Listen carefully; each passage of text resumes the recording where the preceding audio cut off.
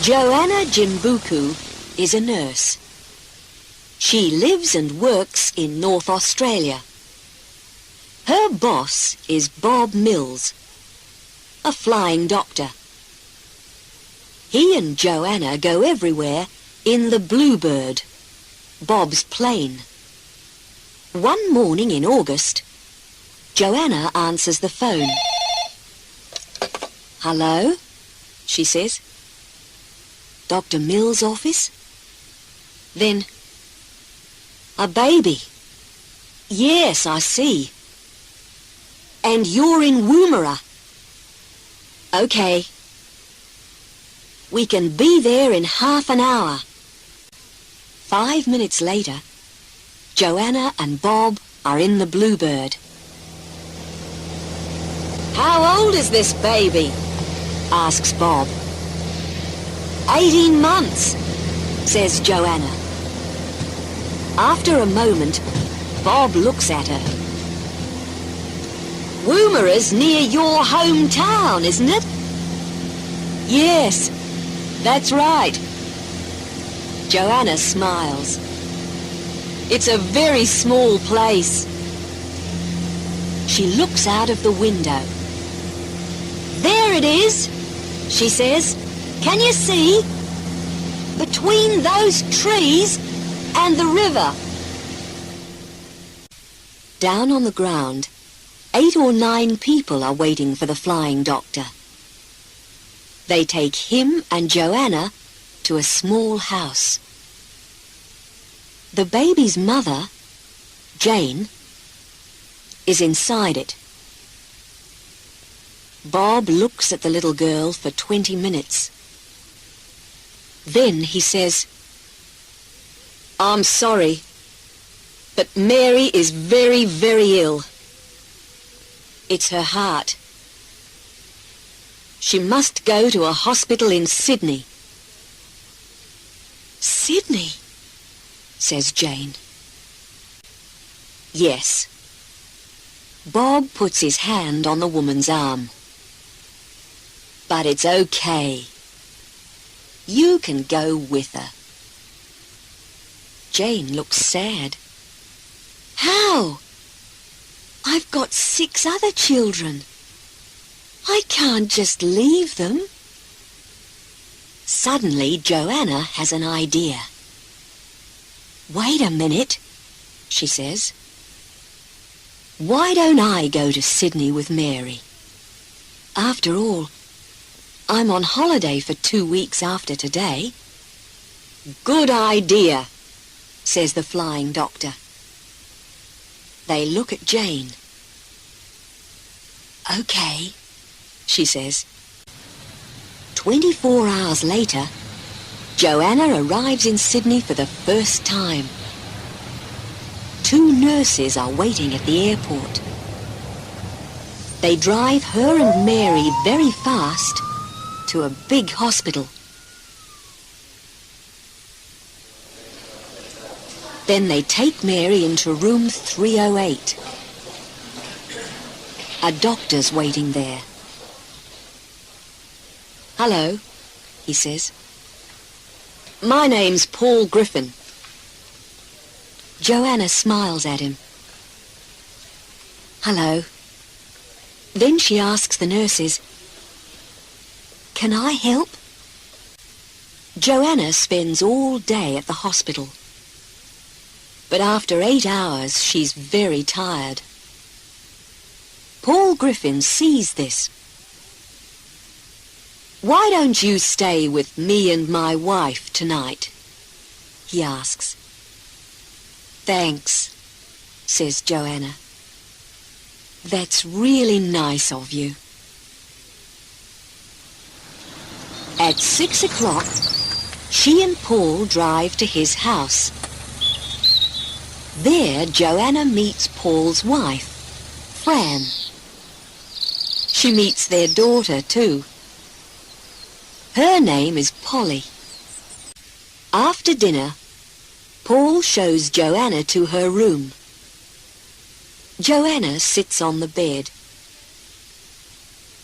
"Is Mary gonna be okay?" she asks. I don't know, Paul replies. Then he says, but we're going to do everything we can. After that, Joanna goes to the hospital every day. She helps the nurses and sits beside Mary's bed. For 3 days, nothing happens. Then one afternoon, Joanna's reading a book in room 308. Suddenly, she hears a noise. What's that? She thinks. Then she hears it again. Mama! She stands up and walks to Mary's bed. Mary, it's you! You're sitting up. You're talking. She runs out of the room and finds Paul. Quick, Dr. Griffin, she says. It's Mary. Come and see. Later that day, Joanna telephones Bob Mills. Yes, that's right. Mary's going to be okay, she says with a big smile. I can bring her home next week. That evening, the Griffins take Joanna to an expensive restaurant. Joanna sits next to the window. Outside, she can see the lights of Sydney. This is beautiful, she says. Next morning at breakfast, Paul says, Joanna, you can stay here at home today. After all, Mary's okay now. No thanks, says Joanna. I want to be with her. At the hospital, Paul sees Sister Clark.